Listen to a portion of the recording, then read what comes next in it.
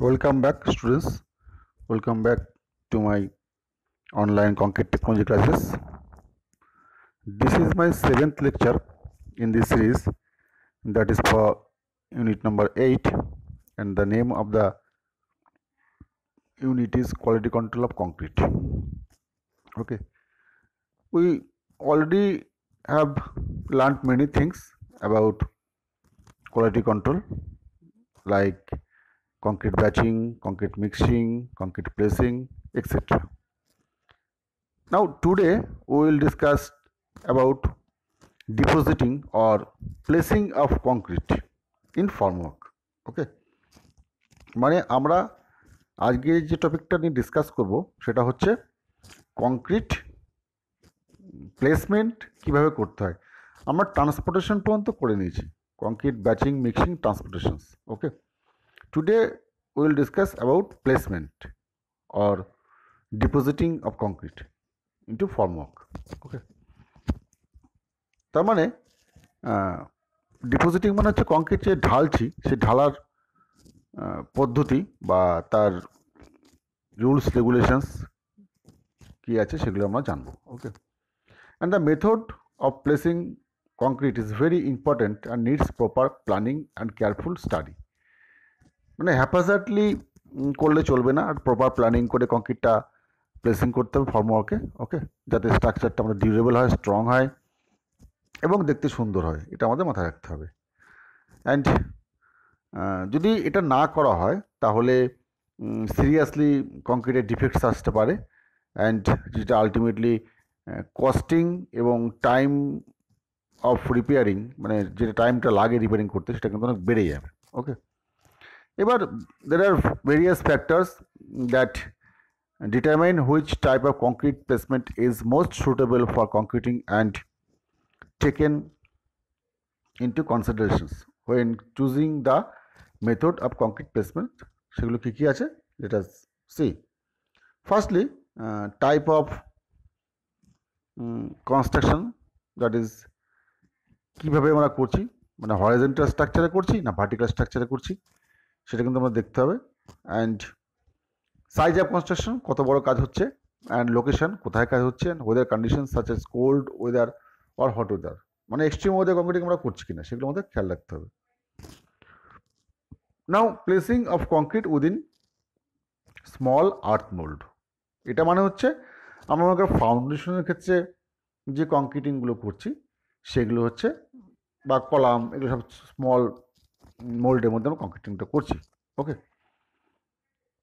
এটা কীভাবে করবো? In this kind of placing concrete is placed in a small surface area on the earth such as foundation bed below the walls and columns. Okay, and for the placing, first of all কী করতে হবে আমাদের, এই যে মাটির মধ্যে আমরা কংক্রিটটা করবো সে মাটি যেন মধ্যে কোনো লুজ মাটি না থাকে, মানে যাতে কংক্রিটের মধ্যে মাটিটা মিশে না যায়, বা যদি একটু ড্যাম্প জায়গাতে আমরা কংক্রিটটা করছি সেই ড্যাম্প জায়গাতে জল না থাকে এবং কোনো কাদা না থাকে, সেগুলো আমাদের টোটালটাই কিন্তু ক্লিন করতে হবে। ওকে, যদি সেখানে একদম ড্যাম থাকে বা জল থাকে, সেখানে কিছু আমরা স্যান্ড, হোয়াইট স্যান্ড হোক বা রেড স্যান্ড হোক, সেগুলো স্প্রেড করে দিয়ে সেখান থেকে জলটা কোনো রকম অ্যাবজর্ব করিয়ে দিয়ে সেখানে কিন্তু আমরা কংক্রিটটা করব। ওকে, যদি ড্রাই থাকে তাহলে কোনো করার কিছু দরকার নেই, তারা কিন্তু শুধু লুজ মাটিগুলো সরিয়ে দিলেই চলবে। ওকে, and if the foundation bed is too wet, then the water and mud must be removed completely to expose the firm bed placing on the concrete. মানে কংক্রিটটা আমাদের একটা শক্ত জায়গার উপরে করা উচিত, সেটা মাটি যদি কম্প্যাক্টেড আর্থ হয় সেখানে আমরা করে দিতে পারি, বা যদি ড্যাম্প বা ড্রাই থাকে, জল থাকে, সেক্ষেত্রে কিন্তু জলটা কিন্তু পরিষ্কার করে দিয়ে পাম্প করে দিয়ে করবো। ওকে, অ্যান্ড সেখানে কোনো গাছের শেকড় হোক বা কোনো ফাউন্ডেশন ক্রস করে তার নিচে কোনো পাইপ লাইন হোক বা কোনো কেবল লাইন হোক, এগুলো কিন্তু অ্যালাউ করা যাবে না কংক্রিটের নিচে। Okay, and next placing of concrete in large mould, যখন বড় এরিয়াতে আমরা কংক্রিটটা করছি।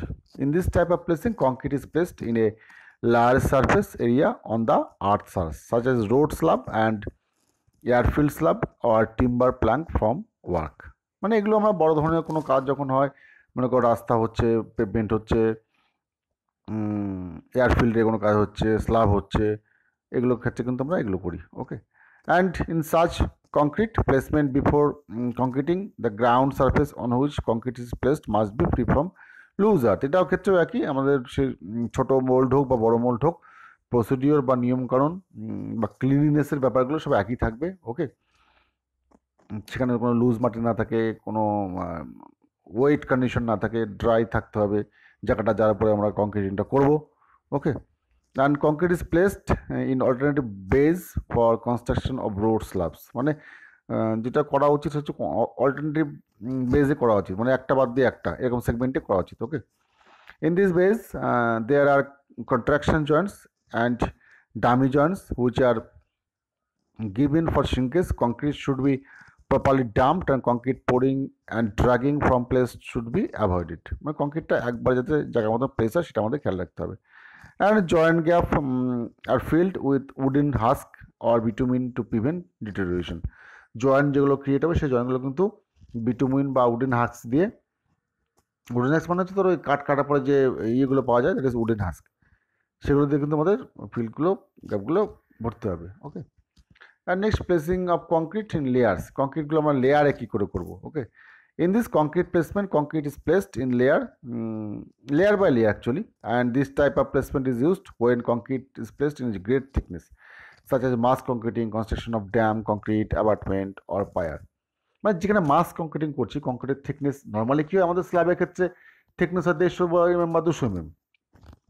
ওকে, বিমের ক্ষেত্রে হতে পারে 250 mm বা 300 mm। এবার এমন কোনো স্ট্রাকচার আছে যেগুলো কংক্রিট ড্যাম হোক বা কোনো সিমেন্ট সাইলো হোক বা অন্য কোনো সাইলো হোক, বা কোনো লার্জ কনস্ট্রাকশনে বা র্যাপ ফাংশন হচ্ছে, সেক্ষেত্রে আমাদের কংক্রিটের thickness is considerably high.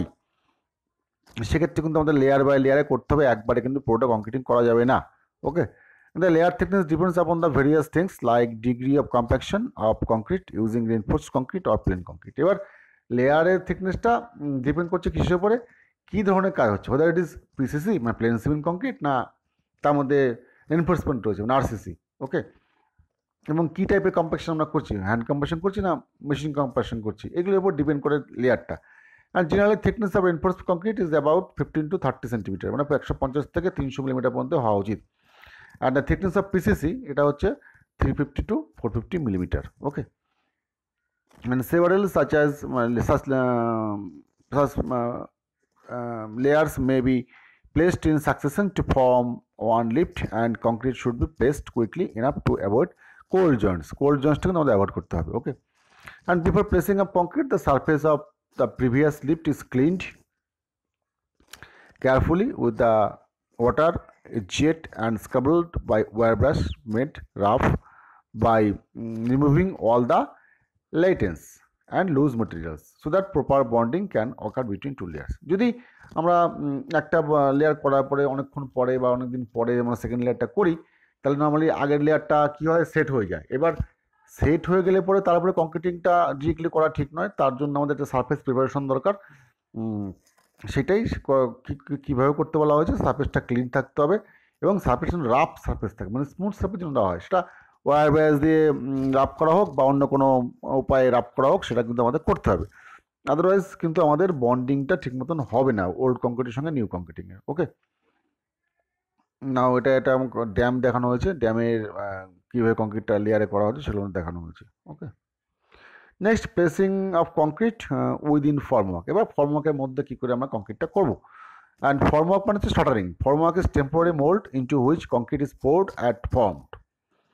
It can be said that concrete formwork is a supporting part of the structure। এটা কিন্তু পার্মানেন্টলি থাকে না, কংক্রিটটা হার্ডেন হওয়ার পরে আমরা কিন্তু ফর্মওয়ার্কগুলো খুলে নিই। আর generally use for beam, column, slab এসব ক্ষেত্রে কিন্তু ফর্মওয়ার্কটা ইউজ করা হয়। And concrete formwork should be rigid so that it does not get deformed under the pressure on placement of fresh concrete। Normally কী হয়, কেন স্ট্রং করতে বলা হচ্ছে, যখন মনে কর সেটা কলাম হোক, বিম হোক বা হোয়াট এভার বা স্ল্যাব হোক, এবার যখন লেবাররা কাজ করবে তখন যদি ম্যানুয়াল কংক্রিটই হোক হয় বা মেকানিক্যাল কংক্রিট, যদি প্রথমে আলোচনা করছি ম্যানুয়াল নিয়ে, ম্যানুয়াল কংক্রিটের সময় কী হয়, ম্যানুয়াল কংক্রিটের সঙ্গে লেবাররা মোটর প্যানটাকে ক্যারি করে মাথার উপর থেকে নর্মালি পুরোটাই রিলিজ করে, কংক্রিটটা রিলিজ করে। তাহলে তার একটা প্রেশার আছে, তার একটা থার্স্ট আছে, সেই থার্স্টটা যেন উইথস্ট্যান্ড করতে পারে ফর্মওয়ার্কটা, সেটা আমাদের নজর দিতে হবে। ওকে, শাটারিং যদি কোনো ক্রমে মানে ডিফর্মড হয়ে যায় বা শাটারিংটা কোনো কারণে যদি বেঁকে যায় ডিউরিং কনস্ট্রাকশন, সেই কংক্রিটের শেপ ঠিক থাকবে না এবং কংক্রিটটা কিন্তু খারাপ হয়ে যাবে। ওকে, যদি কোনো স্ট্রাকচারের শেপ ঠিক না থাকে তাহলে কিন্তু কংক্রিটটা ঠিক মতন লোড দিতে পারবে না, স্ট্রাকচারটা লোড নিতে পারবে না। সো শাটারিংটা কোনো রকমই ডিসপ্লেসমেন্ট হওয়া যাবে না, এটা কিন্তু মাথায় রাখতে হবে। পরবর্তীকালে তুই যখন প্রাইভেট কোম্পানিতে কাজ করবি, অন্য কোথাও কাজ করবি, তখন কিন্তু শাটারিংটা যেন রিজিড থাকে সেটা কিন্তু খেয়াল রাখতে হবে। Okay, and the surface of form have to clean and brushed for every new use of formwork. মানে তোরা দেখবি এখনকার দিনের বড় বড় কন্ট্রাক্টর বা মিস্ত্রিরা কলামের জন্য ফর্মওয়ার্কটা বানিয়ে রাখে ফিক্সড, ওরা লোহার তৈরি ফর্মওয়ার্ক হতে পারে বা কোথাও কোথাও মনে কর উডেনেরও হতে পারে। সেটা কিন্তু বারবার যখন আমরা রিউজ করার আগে কিন্তু ওই সারফেসগুলোকে ক্লিন করে নিয়ে এবং তাতে কিন্তু শাটারিং অয়েল লাগাতে হয়, আদারওয়াইজ কংক্রিটের সঙ্গে কিন্তু ওটা কিন্তু স্টিক হয়ে যেতে পারে। ওকে, অয়েল লাগানো থাকলে আর কংক্রিটের সঙ্গে স্টিক হওয়ার সম্ভাবনা থাকে না। Okay, and mould releasing agent সেটা কিন্তু শাটারিং অয়েল হিসেবে পরিচিত। Greece should be applied inside the formwork for easy stripping, যাতে তাড়াতাড়ি খুলে আসে।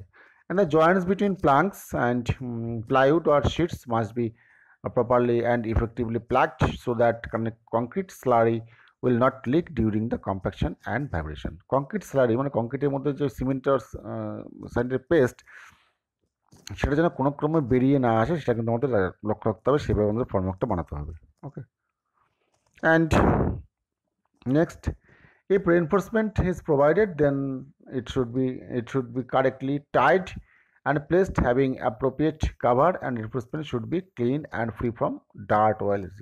মানে যদি আরসিসি করি আমরা, তাহলে আরসিসি যে স্টিলগুলো আমরা দেবো সেগুলো কিন্তু একদম ফ্রি ফ্রম অয়েল বা কোনো রকম নোংরা এগুলো যেন না লেগে থাকে রিনফোর্সমেন্টে, আদারওয়াইজ কিন্তু বন্ডিংটা হবে না কংক্রিটের সঙ্গে স্টিলের।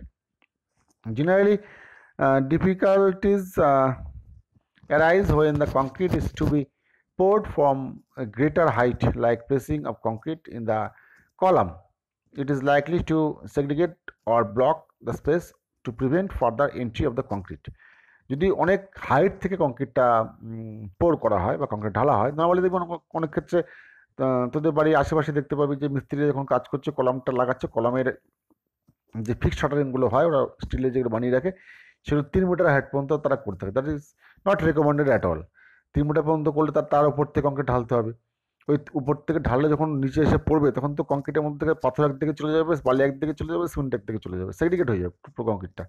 তো সেটা দেখতে হবে। To avoid this kind of difficulties, concrete is placed by tremie or chute, মানে যাতে ডিস্টেন্সটা বেশি না থাকে, আমরা কোনো বাই এনি মিনস চুট হোক বা ট্রিমি হোক সেইভাবে দিয়ে কিন্তু কংক্রিটটা আমাদের ঢালতে হবে।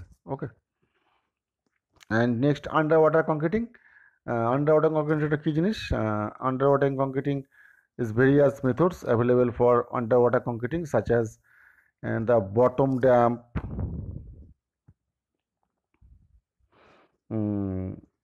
bucket method, toggle bagged method, replaced aggregate method, ground aggregate method, trimming method, pump and pipeline method। এগুলো এতগুলো পদ্ধতি আছে যেগুলোর মধ্যে দিয়ে কিন্তু আমরা আন্ডার ওয়াটার কংক্রিটিংটা করতে পারি। আন্ডার ওয়াটার মানে যেখানে কংক্রিটিংয়ে জলের নিচে কংক্রিটিং, সেটা কিন্তু বিভিন্ন উপায় হতে পারে। ওকে, কংক্রিটিংগুলো।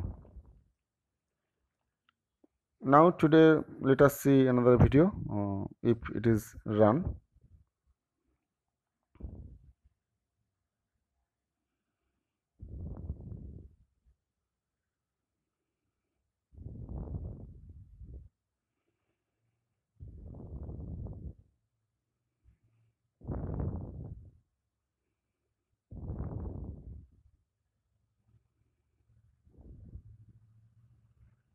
Sorry students, it is not running right now.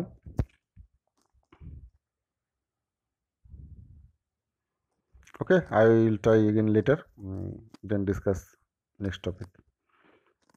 এবার যে পদ্ধতিগুলো বললাম কী কীগুলো আছে, বটম ডাম্প বাকেট মেথড, এগুলো কী হয়? In this method concrete is taken through the water in a water tight box or bucket on reaching the final place of deposition. মানে বাকেটে করে একদম নিচে পর্যন্ত যাতে কংক্রিটটা পৌঁছে দিতে পারে, সেভাবে কিন্তু এটা করা হয়। Okay, that is called bottom dump bucket.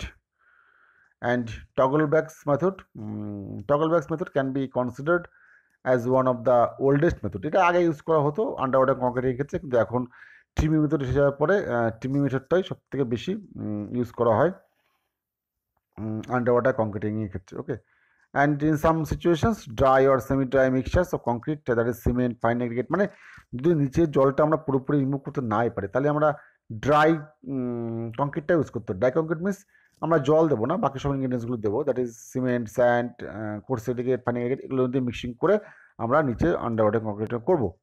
Okay, this method does not give satisfactory concrete because the concrete mass will be full of voids. মানে আমরা তো ড্রাই মিক্স ঢালছি, মানে আমরা কংক্রিটের মধ্যে জল দিয়ে নিই, কংক্রিটটাকে মিক্সিং করে নিই, এবং সেটা কখনোই ফুল স্ট্রেংথ দিতে পারে না। ওকে,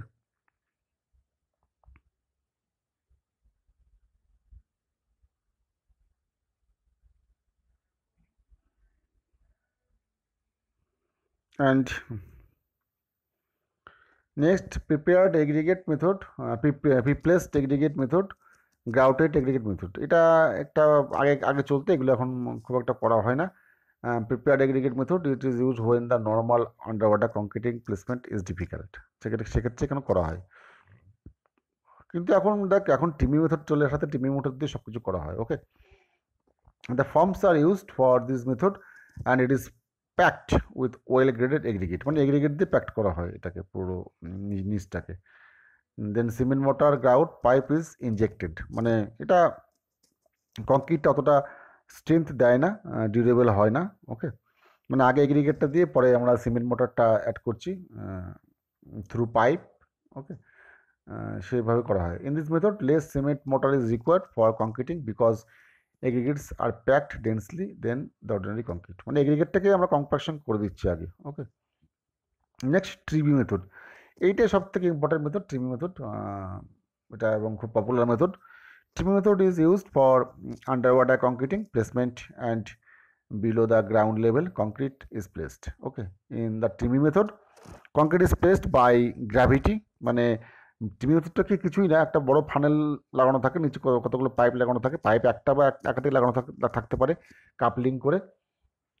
ওকে, এবার পাইপটার ডায়ামিটার হয় হচ্ছে 200 মিলিমিটার।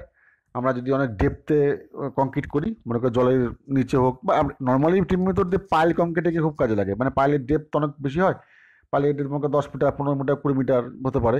তো সেক্ষেত্রে আমরা টিমি পাইপটা ঢুকিয়ে দিই, টিমি পাইপটা ঢুকিয়ে দিয়ে উপরে একটা হপার থাকে, বা আমরা ওটাকে বলতে পারি ফানেলের মধ্যে আমরা কংক্রিটটা পোর করি। ওকে, এবং এই ধরনের কংক্রিটের ক্ষেত্রে কিন্তু কংক্রিটের স্লাম্প বা ওয়ার্কেবল একটু হাই রাখতে হয়, মানে যেহেতু এটা কোনো কম্প্যাকশন করছি না, এটা সেলফ কম্পাক্টিং কংক্রিট তৈরি করে আমাদের কিন্তু এটাকে কাস্টিং করতে হবে। Okay, and the bottom end of the tremie pipe is closed with plug the thick polythene sheet or other material and taken below the water and made to rest at the point or location where the concrete is going to be placed. তো এইভাবেই আমরা TIMI মেথডটা করে থাকি, TIMI মেথডের কাজটা করে থাকি। let us see a picture how TIMI method is done. And next pumps and pipeline method আমরা আগেই পড়েছি যখন আমরা কংক্রিট প্লেসমেন্ট পড়ছিলাম, পাম্প কংক্রিট আমরা দেখেছি। I am not going to discuss again, it is just you go through this. Okay,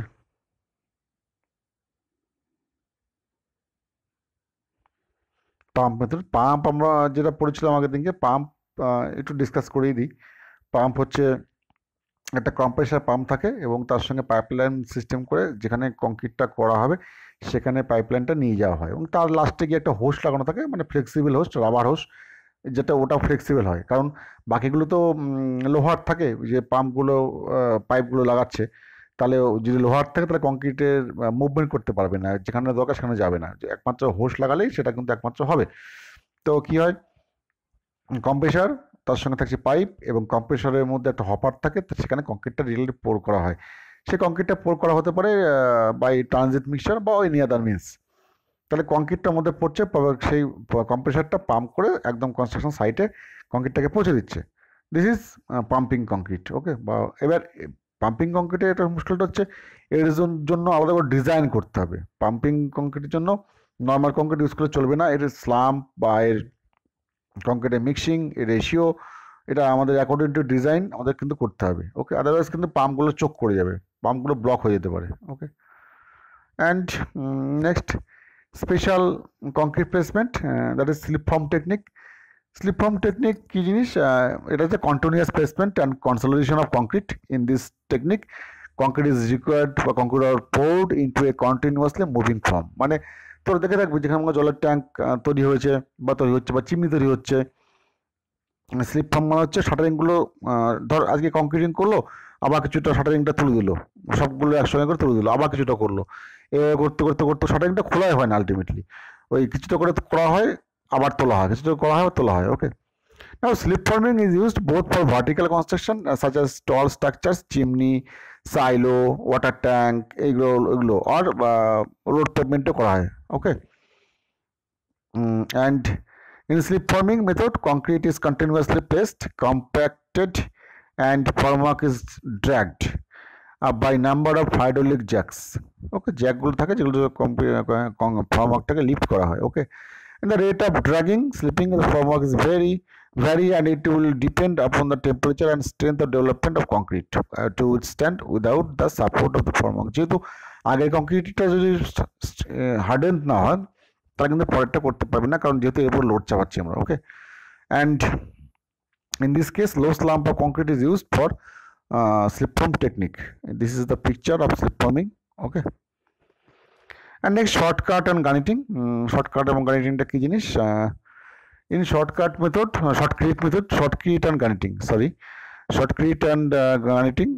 Shortcrete method concrete is applied by spraying through a nozzle, মানে প্রেশারে, এটাও প্রেশারে করে নজল থাকে একটা সামনে, কম্প্রেসার দিয়ে প্রেস করে আমরা fine aggregate and sand are used in shotcrete or guniting. মানে মটারটাকে হোক বা ছোটো পাথর দিয়ে হোক সেটাকে কিন্তু আমরা একবারে সেই স্ট্রাকচারে দিচ্ছি। Okay, and normally the material is are dry mixed and water is injected just before entering the nozzle. এটা কিন্তু একসঙ্গে ওয়াটার মিক্স করে করা হয় না, এবং ড্রাই মিক্স থাকে এবং সামনে নজলের মধ্যে জল থাকে, সেইভাবে অ্যাড করে তারপরে কংক্রিটিংটা করা হচ্ছে। ওকে, this is the picture of shortcutting and garniting. Okay, and shortcut is very well situated construction for the suited for the construction of thin section and lightly reinforced section, and এটা কি, এটা একটু খরচা কম হয় রেগুলার কংক্রিটের থেকে, because of less reinforcement, less requirement of formwork. এখানে শাটারিংয়ে খুব একটা প্রয়োজন পড়ে না। ওকে,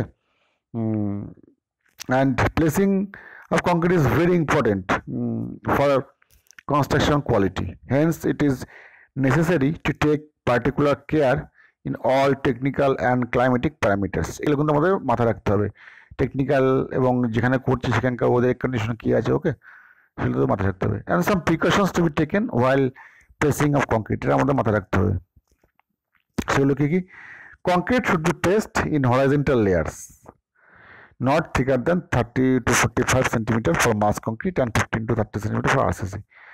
Okay, and number 2, it should be placed as near its final position as practicable, and concrete should not be placed in a heavy rains unless suitable shelter is provided. মানে যদি খুব বেশি বৃষ্টি হয় সেক্ষেত্রে কিন্তু আমাদের শেল্টার দিতে হবে, বা যেখানে মনে কর টেম্পারেচার টু হাই, ওকে, সেখানে কিন্তু আমাদের শেল্টার দিতে হবে, উপরে কোনো ট্রিপল হোক বা কোনো পলিথিন হোক আমাদের লাগাতে হবে, আদারওয়াইজ কংক্রিট থেকে জলটা খুব র্যাপিডলি ইভাপোরেট হয়ে বেরিয়ে যাবে। And to avoid segregation, the concrete should not be dropped from a height of more than 1 meter. তাহলে এটা কিন্তু ইম্পর্টেন্ট, পরীক্ষাতে শর্ট কোয়েশ্চেন থাকে, কংক্রিটের ফ্রি ফল হাইট ম্যাক্সিমাম কত? তাই কংক্রিটের ফ্রি ফল হাইট ম্যাক্সিমাম হচ্ছে 1 মিটার। 1 মিটার বেশি হাইট থেকে কংক্রিটটা আমরা ফেলবো না, অ্যালাউ করা যাবে না। ওকে, and while placing concrete in RCC members, the alignment of formwork and reinforcement should not be disturbed. Okay, and walking on freshly laid concrete should be avoided. মানে কংক্রিটটা কেবল casting করলাম, তারপর দিয়ে কংক্রিটের মধ্যে হাঁটা যাবে না, তার কংক্রিটের মধ্যে কিন্তু পায়ের ইমপ্রেশনটা পড়ে যাবে। ওকে, and concrete should be laid continuously to avoid irregular and unslightly lines. And before placing the concrete, oiling should be done on the internal surface of the formwork.